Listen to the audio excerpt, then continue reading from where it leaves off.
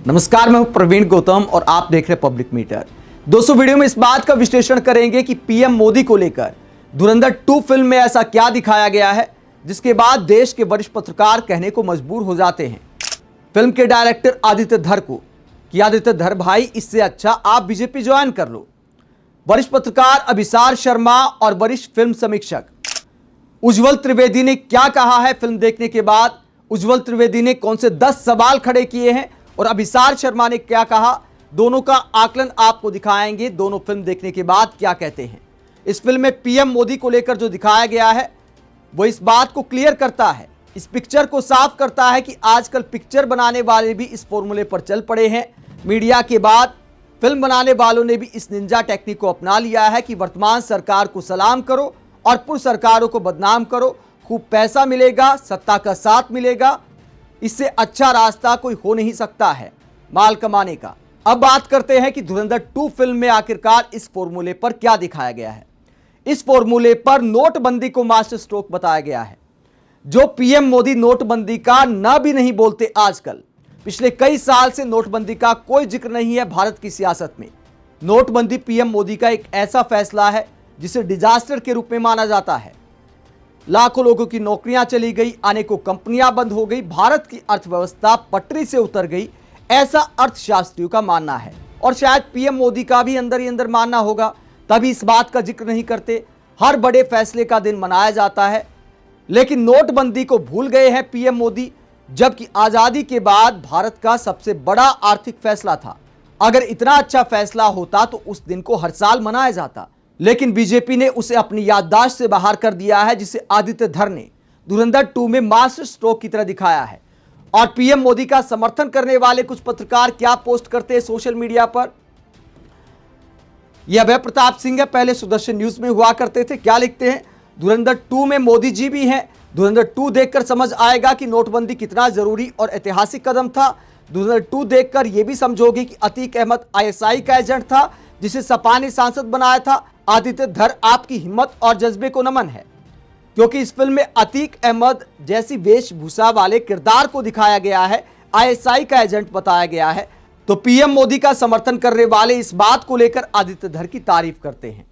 लेकिन दोस्तों, कमाल यह है कि जो बात देश की जांच एजेंसियां नहीं साबित कर पाई, जो नहीं ढूंढ पाई, क्या वो आदित्य धर ने ढूंढ लिया।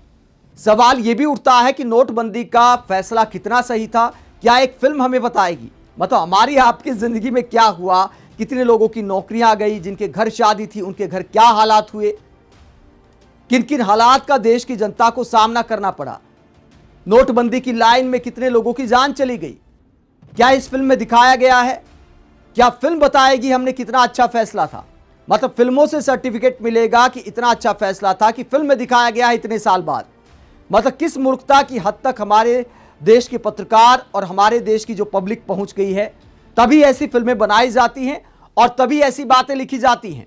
इस फिल्म को लेकर उज्ज्वल त्रिवेदी क्या कहते, पहले वो आपको दिखाते, उसके बाद अभिसार शर्मा ने बीजेपी ज्वाइन करने की सलाह देते हुए आदित्य धर को क्या कहा वो भी आपको दिखाएंगे। पहले वरिष्ठ फिल्म समीक्षक उज्ज्वल त्रिवेदी क्या कहते हैं।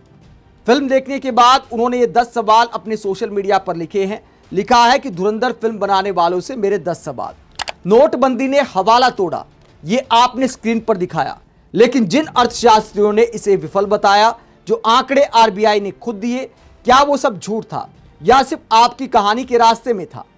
इसके बाद दूसरा सवाल, साल 2007 से 2009 का भारत आपकी फिल्म में पाकिस्तान के इशारे पर नाचता दिखता है। उस दौर की चुनी हुई सरकार के लाखों समर्थक आज भी जिंदा हैं, क्या उनकी भावनाओं की कोई कीमत नहीं। तो यूपीए 2 सरकार की आतंकवाद को लेकर नीति को जिस तरह नीचा दिखाया गया है इस फिल्म में, उसे लेकर सवाल खड़ा करते हैं उज्ज्वल त्रिवेदी कि क्या ऐसा करना सही है। उनके भी समर्थक है, क्या उनकी भावनाओं की कोई कीमत नहीं। अगला सवाल पूछा, तीसरा सवाल, उरी बनाई धुरंधर बनाई, हर बार पहले अंधेरा था अब रोशनी है वाला नैरेटिव, यानी पूर्व सरकारों में अंधेरा था अब मोदी जी की सरकार में रोशनी है, इसी नैरेटिव पर फिल्में क्यों बनाई जाती हैं, ये सवाल खड़े करते हैं उज्ज्वल त्रिवेदी।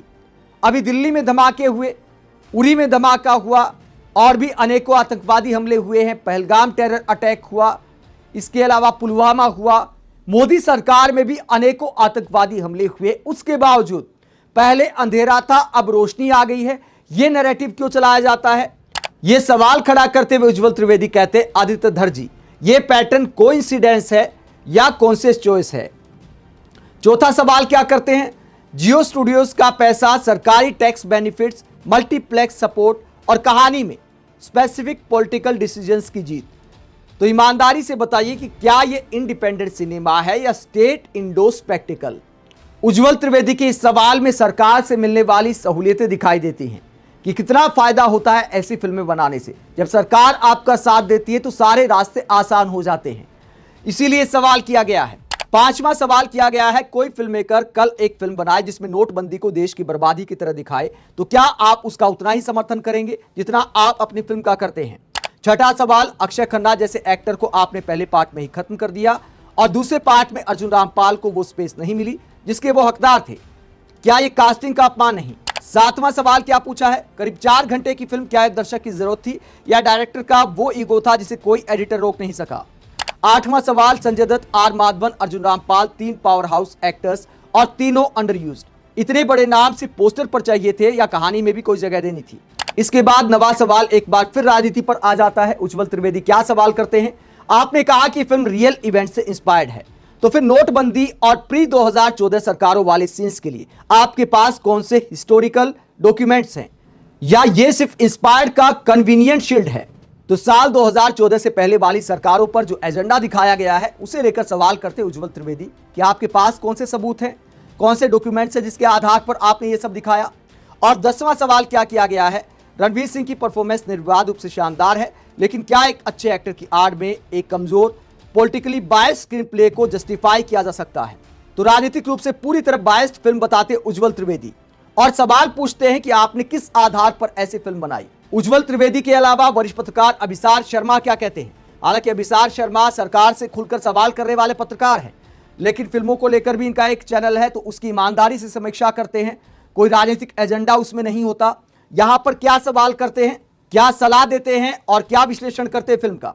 धुरंधर 2 धुरंधर 1 के आसपास भी नहीं है। आदित्य धर ने फिल्म के नाम पर बेहुदा और बेशर्मी भरा पॉलिटिकल प्रोपेगेंडा बनाया है, बीजेपी ही ज्वाइन कर लो।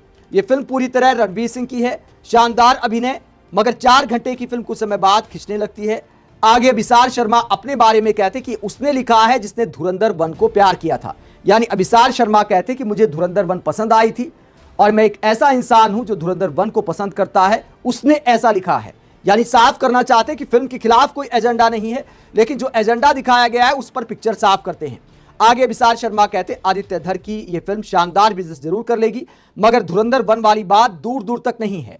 तो देश के वरिष्ठ पत्रकार राजनीतिक एजेंडे का आरोप लगाते हैं। दोस्तों, आजकल जैसी फिल्में बन रही उसे लेकर एक बयान आया था हाल फिलहाल नवाजुद्दीन सिद्दीकी का।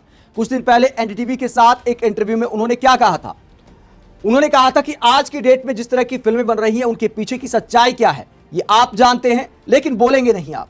झूठी फिल्में बन रही हैं हमारे यहाँ पे, फेक फिल्में बन रही हैं हमारे यहाँ, और ये सब जानते हैं, और वर्ल्ड में भी क्या हो रहा है ये सब जानते हैं।